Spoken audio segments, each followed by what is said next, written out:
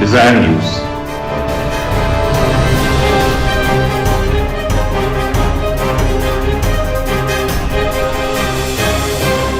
नमस्कार दोस्तों, मैं आपका दोस्त संजीव शर्मा डिजायर न्यूज़ की तरफ से। आज हमारे पास एक ऐसी शख्सियत है जिनके बारे में अगर स्पोर्ट्स की बात आती है तो स्पोर्ट्स की बात में आज एक ऐसा नाम जिसको हरियाणा का पूरा देश आज सलाम करता है। और आज टोक्यो ओलंपिक से जीत के आने के बाद आज हमारे साथ एक ऐसी शख्सियत है, वो है रवि दहिया जी। दहिया साहब, आज आप हमारे सामने हैं, डिजायर न्यूज़ में हैं। हमें इतनी खुशी हो रही है कि पूरा देश आज आपको देख रहा है। आपको कैसा महसूस लग रहा है कि आपको ये सिल्वर मेडल मिला? आपका टारगेट गोल्ड का था, आपको सिल्वर मेडल मिला, पर देश को फ़ख्र है। आप कैसा महसूस कर रहे हैं? बिल्कुल जी, देखो पहले तो आपको बहुत धन्यवाद। बहुत अच्छा लगता है जब एक देश के लिए कुछ भी छोटा सा भी कुछ करते हैं हम देश के लिए, चाहे कोई भी मेडल जीतते हैं या रिप्रेजेंट करते हैं देश को, तो एक बड़ी बात होती है। तो उससे बहुत अच्छा लगता है। और मैं देश के लिए मैंने सिल्वर जीता है, तो मैं गोल्ड के लिए गया था, तो थोड़ी कसर क्यों रह गई थी। तो कोशिश करेंगे कि अगली बार देश के लिए वो गोल्ड के लिए पूरी ताकत लगाएं और देश के लिए अगली बार गोल्ड जीतें। तो बहुत अच्छा लगता है जब एक देश प्यार है उसको मान देता है। देखिए दहिया जी की बात कितनी प्यार की बात है कि जब देश में सम्मान मिलता है तो आदमी उसके लिए कोई भी जज्बा लेके आ सकता है, किसी भी जज्बे तक वो जा सकता है। देखिए आप कितने खुशकिस्मत इंसान हैं कि भारत के प्रधानमंत्री ने सबको बुलाया, सब लोगों का सम्मान किया। आपको कैसा महसूस हुआ कि अगर इतने बड़े लेवल पर पूरे देश का जो है पूरा देश आपको देख रहा था, तो कैसा आपको लगा? कि बहुत अच्छा लगता है। और जो खुद प्रधानमंत्री जी खुद मिलते हैं, फ़ोन पे बात करते हैं, डायरेक्टली बात होती है, फिर आने के बाद ही बुलाते हैं और फिर पूछते हैं कैसा अनुभव रहा, क्या क्या आपने सीखा, क्या क्या मतलब किस तरीके से आप बाउट लड़े, तो मतलब क्या आपके मन में था। तो बहुत मनोबल बढ़ता है इससे। ऐसा लगता है कि देखो हमारा जो खुद पीएम है वो इतना सपोर्ट कर रहा है, तो हमारा भी ये बनता है कि हम देश के लिए इतना कुछ करें कि जितनी देश से उम्मीद कर रहा है उससे भी कुछ ज़्यादा करने की हम अपनी कोशिश करें और एक अपना गोल एक टारगेट बना के मेहनत करें और देश के लिए जहाँ भी जाएँ देश के लिए गोल्ड मेडल जीते। तो बहुत अच्छा लगता है इतना प्यार मान मिलता है। जब दहिया जी देखिए, आपके हम तहे दिल से आपका शुक्रिया अदा करते हैं कि आपने देश का नाम आगे बढ़ाया। आपको इस मेडल तक पहुंचने में कितना समय लगा? कितने साल आपको अपनी ज़िंदगी के जो है देने पड़े? किसने आपको मोटिवेट किया? देखो जी, मैं यहाँ पे छोटा सा आ गया था छत्रसाल स्टेडियम में। तकरीबन मैं 2007 में मैं छत्रसाल स्टेडियम में दिल्ली में आ गया था। तो जब इसे स्टार्टिंग थी और मेडल जीतने में देखो 2007 से लेकर अब तक तकरीबन 14 साल हो चुके हैं। तो 14 साल में मैं अपने देश के लिए सिल्वर जीता है। और मोटिवेट की बात करें तो देखो जी, एक अकेला खिलाड़ी कुछ नहीं होता। वो बोलता कि मैंने कुछ ऐसा कुछ भी नहीं होता, क्योंकि ना आप वो आपका माहौल कैसा होता है, आपके जो साथी हैं वो कैसे होते हैं, आपके कोचेज़ हैं, आपके पेरेंट्स हैं, तो मतलब बहुत सबका एक सपोर्ट होता है। जब एक आदमी एक मुकाम पे पहुंचता है तो मतलब इतना लगाओ कि आप छोटे से लेकर जब पहले पेरेंट्स का बहुत ज़्यादा सपोर्ट होता है कि अपने बच्चे को 10 साल की उम्र में बाहर छोड़ना, अपने से दूर करना एक माँ के लिए बहुत बड़ी चुनौती होती है। और एक उनका भी एक ये मानो कि एक ये होता है कि आप कैसा मतलब महसूस करना, क्योंकि छोटा सा बच्चा है कैसे आएगा उसको अपने घर से 5 से दूर लेके जाना। और 10 साल में पहले माँ है, फिर पिताजी हैं, उसके बाद कोचेज आ जाते हैं और फिर फ्रेंड हो जाते हैं जो आपको साथ रहते हैं। तो आपको किस तरीके से मोटिवेट करते हैं कि आप किस तरीके से, क्योंकि देखो खिलाड़ी का जीवन एक ऐसा होता है उसमें आपको इंजरी भी होंगी, हारना भी है, जीत भी होती है। तो सब तरीके से मोटिवेट रखना कि हार गए हैं तो भाई कोई नहीं, आगे मेहनत करो, आओगे हम बहुत अच्छा करेंगे। इंजरी हो जाती कोई नहीं, हो जाएगा ठीक, देखो ये ज़िंदगी में खिलाड़ी का हिस्सा है। तो इस तरीके से आप सबको एक साथ लेके चलना पड़ता है और सबका जब सपोर्ट होता है तो एक खिलाड़ी एक अच्छे लेवल पे पहुँच पाता है। तो मैं ये कहूँगा कि सबका बहुत ज़्यादा सपोर्ट रहा है मेरी लाइफ में। और एक खाली मैंने कुछ नहीं किया, उस सबका सपोर्ट है तो मैं आज यहाँ पे। देखिए कितनी अच्छी बात कही है कि इन्होंने अपने सारे के सारे उसमें सार दिया।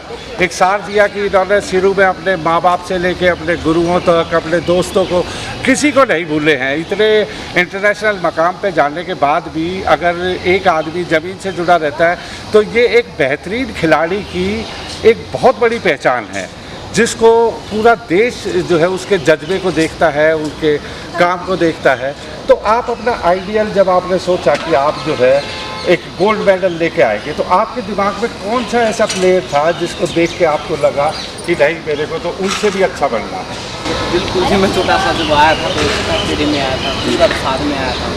देखो पहली बार जब सुशील कुमार का 2008 में ओलंपिक मेडल जीता तो मैं बिल्कुल छोटा था, 11-12 साल का होता था। देखा जब मुझे इतना प्यार और सम्मान मिला जी तो ऐसा लगा कि देखो ज़िंदगी है तो यह है, बिल्कुल ये अगर या इस तरीके से अगर मेडल जीतेंगे तो इतना प्यार हमें भी मिलेगा। तो जब इसे टारगेट बनाया था कि देश के लिए कुछ इतना अच्छा करें कि हमें भी प्यार हो, इतना मान सम्मान मिले कि देश के लिए हम कुछ काम आ सकें। तो सुशील कुमार 2008 में जीता, तो फिर उसके बाद 10 में वो वर्ल्ड चैंपियन भी बने, बिल्कुल बिल्कुल तो 12 में फिर से उन्होंने मेडल जीता, उन्होंने एक रास्ता खोजा था। तो हमने सोचा कि देखो सुशील कुमार जिनको तो मेडल तो कोई बड़ी बात नहीं, हम भी जीत सकते। तो हमारा भी यही था कि मेरा पहला ओलंपिक गेम 14 में यही टारगेट के साथ गया था कि देश के लिए गोल्ड। थोड़ा सा मैं मान सकता हूँ कि थोड़ी सी चीज़ होगी जो मतलब ये मानो कि थोड़ा मैं दूर था उससे, पर अगली बार कोशिश करेंगे कि देश के लिए हम वापस अपना गोल्ड जीते और दूसरा मेडल भी जीते। देखिए कितनी बढ़िया बात इन्होंने कही है कि देखिए कि आदमी अगर चाहे तो ज़िंदगी में कुछ भी कर सकता है, और जो कि उसकी मिसाल हैं रवि दहिया जी, उसकी एक प्रॉपर मिसाल है कि इन्होंने अगर सुशील कुमार को देखा कि भाई अगर मान सम्मान एक खिलाड़ी को इतने अच्छे लेवल पे मिलता है तो क्यों ना हम भी किए जाएं। एक चीज़ और रवि जी मैं आपसे डिस्कस करना चाहूँगा कि देखिए आपने सबसे पहला मेडल 1952 में हमें मिला था, 1952 के बाद इसके बाद फिर सुशील जी को मिला, फिर उसके बाद साक्षी को भी जो है वो मिला, फिर उसके बाद आप अब आ गए जो है।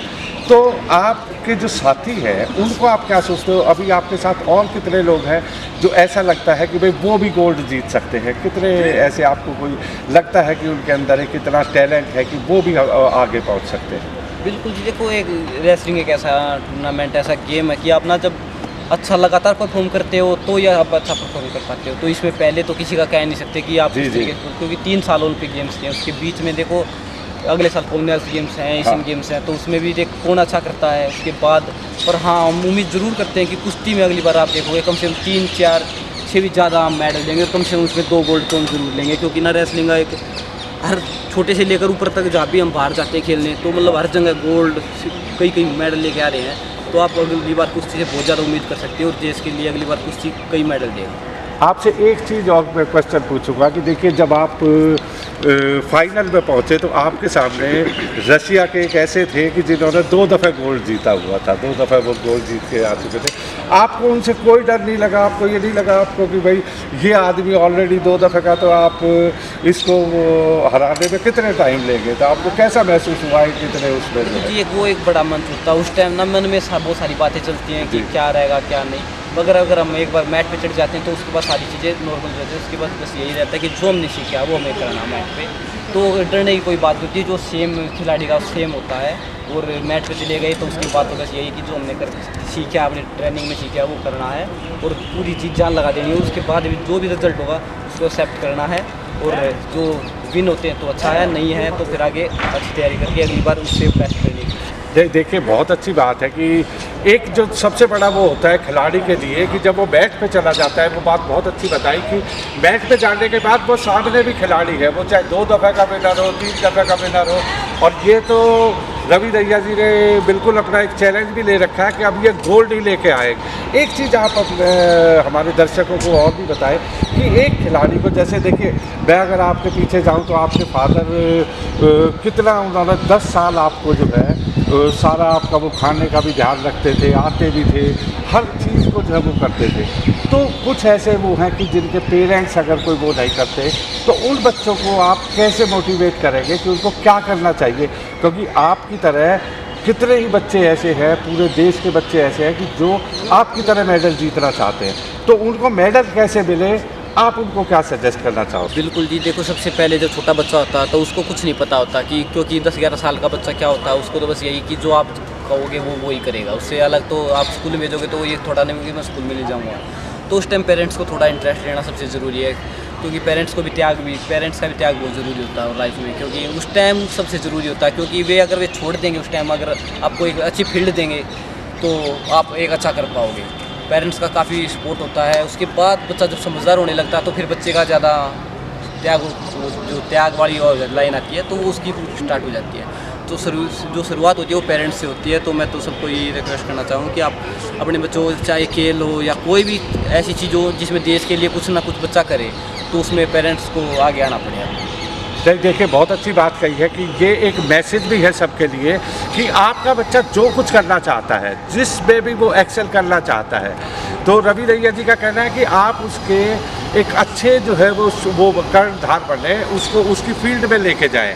जिस भी फील्ड में वो चाहता है, वो स्पोर्ट्स में आता है, किसी और चीज़ में आता है, हमेशा जो है आप अपने बच्चे की सुन के और उसके जो वो उसको आगे फ्यूचर में त्याग करना है, उसको जो है आगे बढ़ाएंगे।